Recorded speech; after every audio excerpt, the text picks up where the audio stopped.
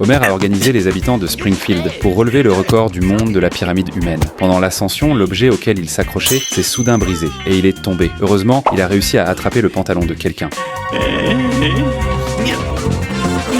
Peu de temps après, Homer a quand même atteint le sommet de la pyramide. Les juges ont mesuré la hauteur et ont constaté qu'il leur manquait encore 20 cm. Homer a alors soulevé Maggie au-dessus de sa tête, mais pour réussir, il devait rester immobile pendant 5 secondes. À ce moment-là, un petit mouvement de 2 personnes a déséquilibré l'ensemble et tous sont tombés en formant une énorme boule humaine qui a roulé tout le long de la grande pente. Finalement, ils ont percuté un camion en train d'être pesé. À la grande surprise des juges, leur poids total a battu le record du monde, faisant de Springfield la ville la plus grosse du monde.